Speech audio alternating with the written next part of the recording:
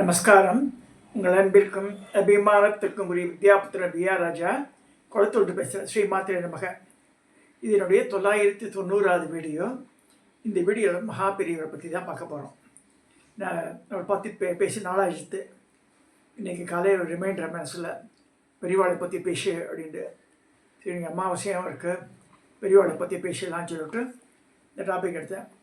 என்கிட்ட அந்த காலத்தில் வாங்கியது ஒரு 10-15 வருஷத்துக்கு முன்னாடி கிரியில் வானதி திருநாவுக்கரசு சவா தனியாக தெய்வத்தின் குரல் வேறு.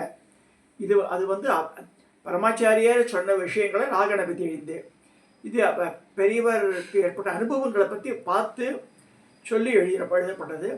இது 4-5 வால்யூம் என்கிட்ட இருக்குது. இதில் தான் எடுக்கிறேன். இப்போ நான் பேசுகிறேன். Always I use to tell from where I got the source. அது சொல்லணும், அதுக்காக சொல்லி காமிக்கிறேன். இது 4வது பகுதி. இது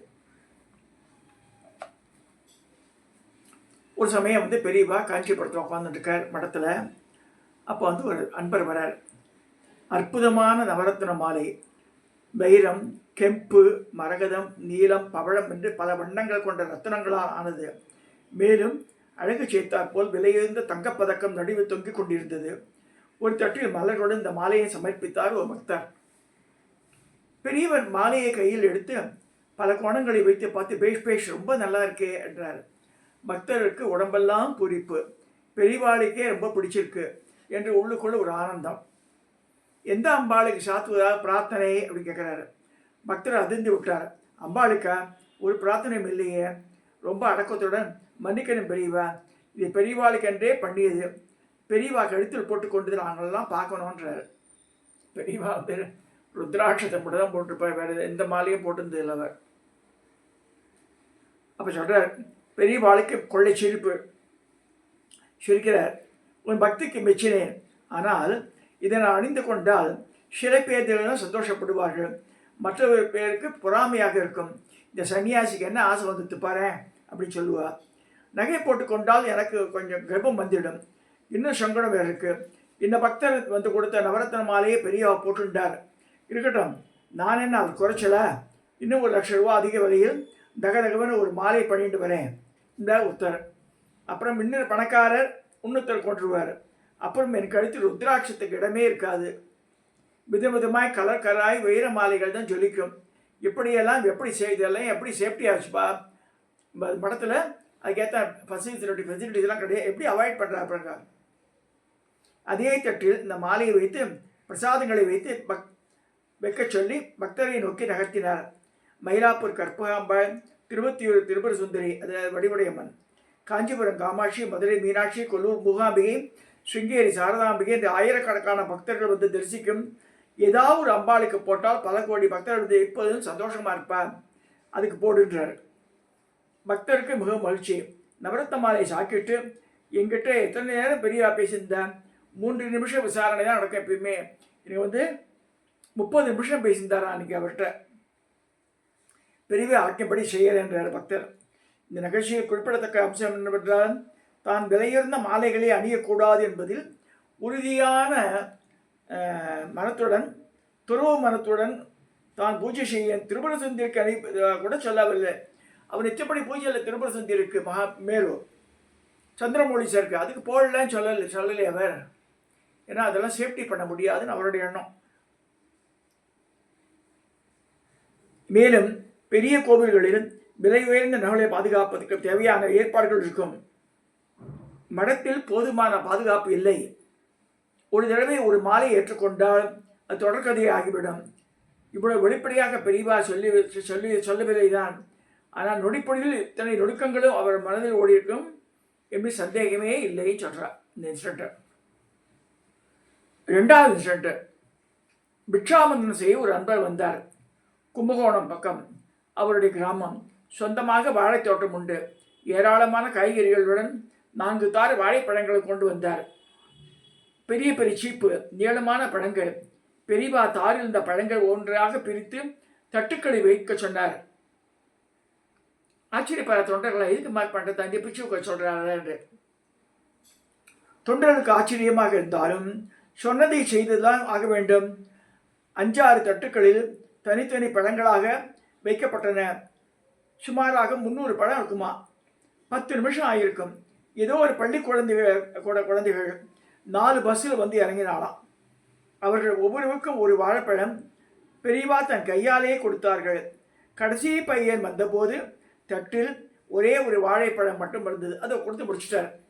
எப்படி அவருக்கு தெரியும் இந்த இந்த பசங்க வரப்போறான்னு தெரியணும்? ஒன்று கரெக்டாக எத்தனை பேர் வந்தாலும் 300 பேர்னா 300 பழம் இருந்தது அங்கே. அது வந்து பெரிய தீர்க்க இல்லாமல் அவர் செய்ய முடியாதது.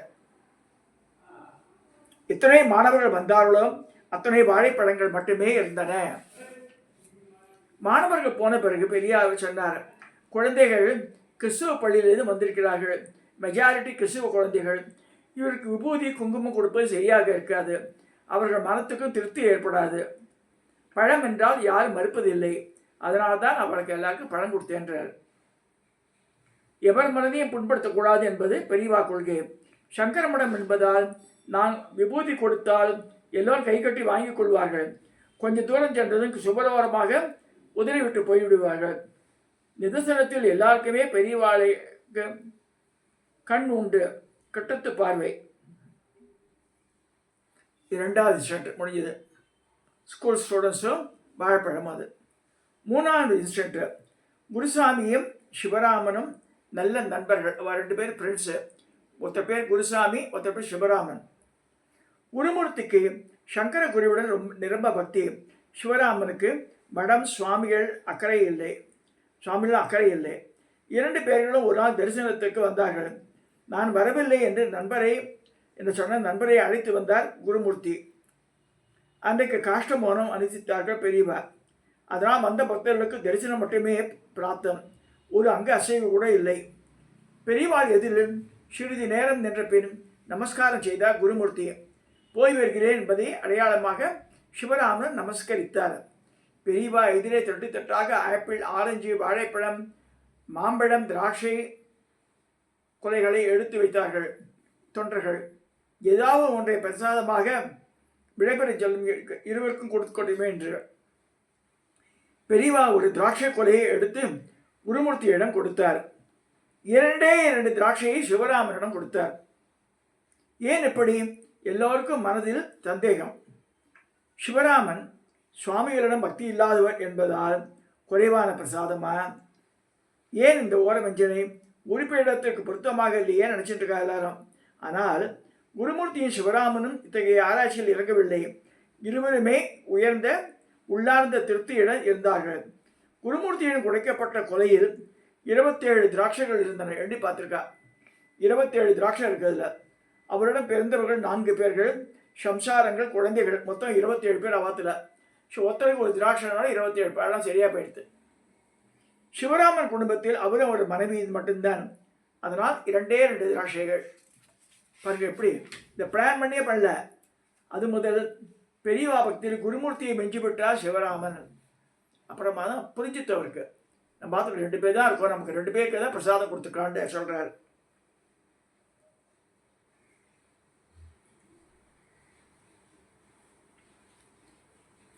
அடுத்ததாக செல்லையா முதலியார் தம்பதிகளுக்கு குழந்தைகள் இல்லை. பெரியவாள் பிரார்த்தித்து கொண்டார்கள். 2 பேரும் பிரதோஷ விரதம் இருங்கோ. அன்றைக்கி சாயரட்சை சிவ தரிசனம் பண்ணிவிட்டு பலகாரம் பண்ணணும். சுவாமி அபிஷேகத்துக்கு ஒரு குடம் நிறைய பால் கொடுக்கணும். குடத்தை கோவிலிலே வச்சுட்டு வந்துடு. யார் வேண்டுமானாலும் எடுத்துட்டு போட்டோம். தம்பதிகளுக்கு குழந்தை பிறந்தது. பெயர் வைக்கணுமே. பெரியவாள் வந்தார்கள். நீ குடங்குடமாக பால் அபிஷேகம் பண்ணியிருக்க. குடங்குடமாக குடும்பத்திலே ஈஸ்வரனுக்கு அபிஷேகம், கும்பேஸ்வரன் பேர் வை அப்படின்னாரா. முதலியார் தம்பதிகள் ஆட்சேபிக்கவில்லை. எங்கள் குடும்பத்தில் இந்த பெயர் சூட்டுவது வழக்கமில்லை என்று முணுமுணுக்க கூட இல்லை. கும்பேஸ்வரனை அப்படியே ஏற்றுக்கொண்டார்கள்.